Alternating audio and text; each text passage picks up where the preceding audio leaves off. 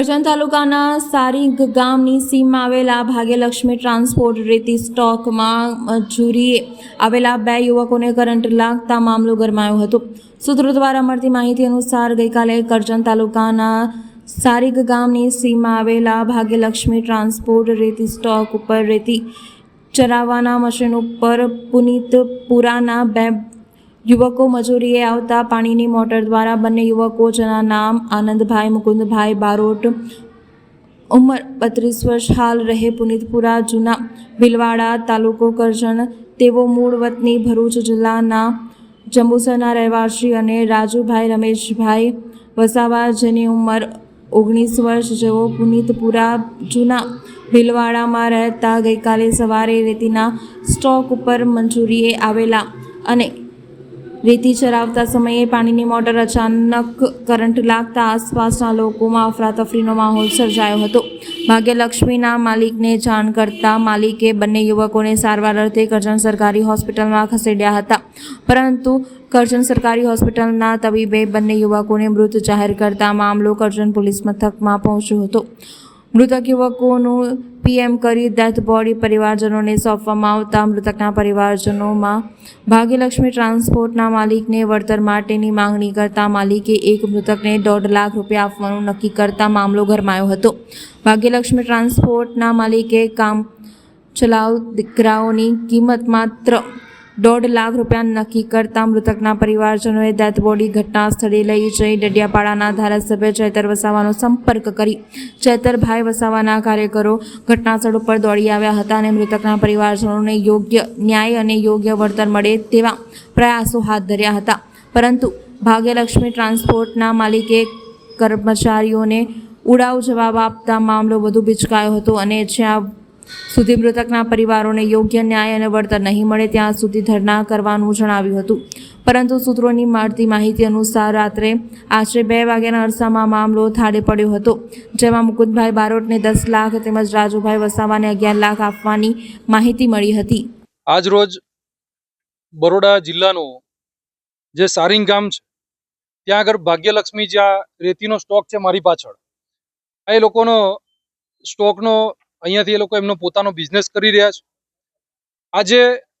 આ ધંધાકીય મજૂરી અર્થે અહીંયાના જ ગામના 2 યુવાનો અહીંયા આવ્યા હતા। એમની નાની નાની બાળકી છે, એ લોકોને કરંટ લાગવાથી એ લોકોનું મૃત્યુ થયું સવારમાં 10 થી 11:30 વચ્ચે, પરંતુ અત્યારે રાત્રિના વાગ્યા છે 12:30, તેમ છતાં પણ ડેડ બોડી પીએમ તો થઈ ગઈ, પણ અત્યારે પણ રેતીના સ્ટોક ઉપર અત્યારે અમે બધા સૌ ગ્રામજનો પણ છે, એમના પરિવારજનો પણ છે, ને બંને ડેડ બોડી પણ અહીંયા જ છે। માલિક દ્વારા એવું કહેવામાં આવે છે કે સ્ટાર્ટિંગમાં જ્યારે વાત થઈ ત્યારે માલિકે એમ કીધું કે 1.5 લાખ રૂપિયા આપીએ છે, એની ઉપર કંઈ મળે નહીં, તમારથી જે થાય તે કરી લો। ત્યારે હું આ માલિકોને પણ કહેવા માંગુ છું કે આવી જે મનમાની જે પોતાની રીતે જે કરી રહ્યા છો અને જે બેફામ જે તમે તમારી રેતીની જે લીઝો ચલવી રહ્યા છો ને રેતીના જે સ્ટોકો ચલવી રહ્યા છો, એ હવે તમે ચલવીને બતાવો કેવી રીતે ચલવો છે, હવે તમને બતાવીશું। કારણ કે તમે એક મરણ જનાર વ્યક્તિ, જેના પરિવારની અંદર કમાનાર દીકરો એકનો એક હતો, જેની નાની એક બાળકી છે, જેના માતા વિધવા છે, એના માતાને તમે 1.5 લાખ રૂપિયા આપીને તમે એની ઇજ્જત, તમે જે એની વેલ્યુ છે એ 1.5 લાખ રૂપિયા તમે કરવા માંગો છો, ને તમે એ લોકોની મજૂરીથી કાળા ધંધા કરી અને કરોડો રૂપિયા તમે એકઠા કરો છો। ત્યારે આજે સૌ એમના પરિવારની પણ લોકો માંગણી કરી રહ્યા છે કે એક વ્યક્તિને 15 લાખ રૂપિયા મળવા જોઈએ અને યોગ્ય વળતર છે। કારણ કે ઉંમર જોઈએ તો પેલા એક દીકરાની ઉંમર છે 19 વર્ષની છે, બીજા એક જે ભાઈ છે એમની ઉંમર લગભગ 30-35 વર્ષની સમથિંગ છે।